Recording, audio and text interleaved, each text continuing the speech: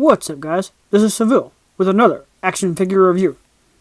Today, I'm going to talk about the Target exclusive Marvel Legends 2-pack based on Avengers Infinity War. This pack includes Falcon and the Winter Soldier. Here in just a minute, I'll get them out of the package and we'll get a closer look at each of them.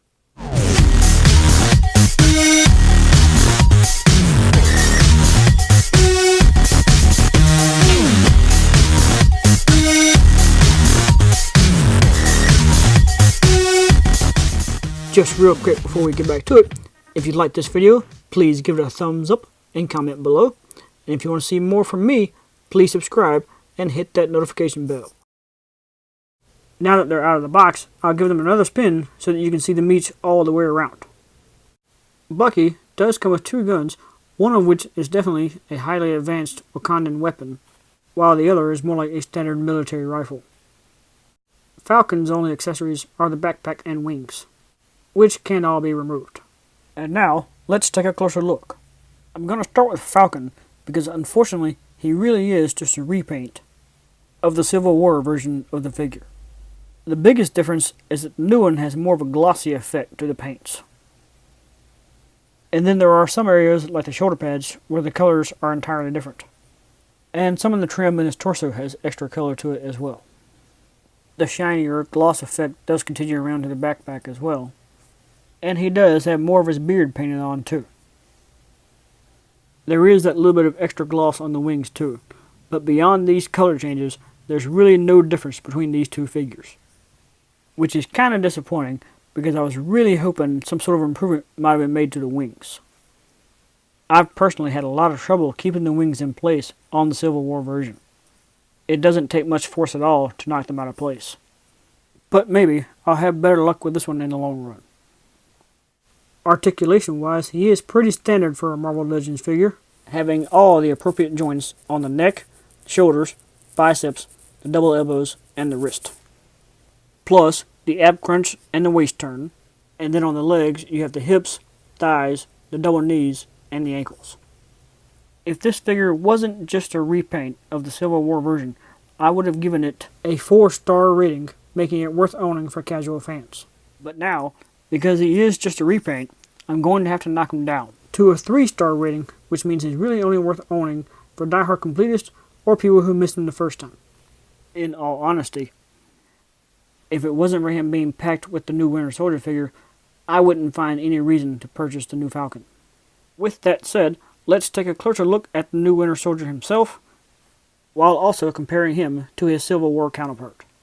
They are similar in a lot of ways, but they do have their fair share of differences as well. The head sculpt and paints do show signs of improvement, and possibly taking advantage of some of the new scanning technologies. The metal arms do share the same sculpt, but the new one has been repainted to look more like vibranium. The rest of his body, however, has actually changed quite a bit, with an entirely new sculpt to reflect the costume he wears in Infinity War, and removing all signs of the Hydra gear. This holds true for his lower half as well, due to a whole new sculpt for his pants, and for his boots as well, which makes this figure truly new and unique.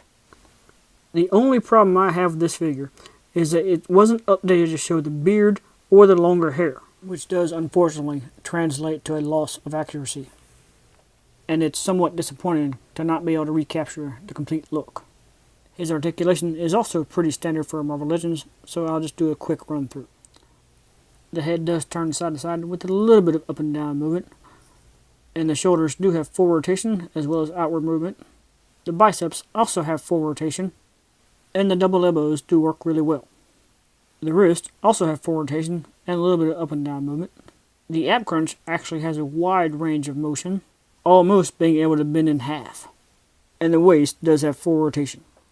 The legs have a pretty decent range outward, but do much better front to back. There's also full rotation in the thigh, and the double knees work pretty well. And finally, it does have rotation in the calves, as well as a full range of movement in the ankles. So with all that said, it's time to go over my guidelines for a complete and fair review. He does have more than 20 points of articulation, and there are a lot of great details in the sculpt. as I mentioned before, I can't quite count the accuracy because his head doesn't match the look in the film. But it is a newly made sculpt. He is in scale with other Marvel Legends figures, and he's not too fragile. He does balance really well and includes accessories. $40 is a fair price for 2 figures. And at the time of this recording, they are readily available in Target stores and on the Target website.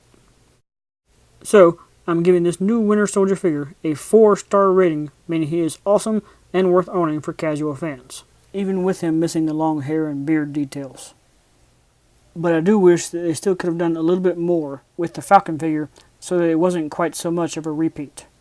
But if you missed him the first time in the Civil War wave, then it's good to have this second chance. If you like this review and you have not already subscribed, please do so.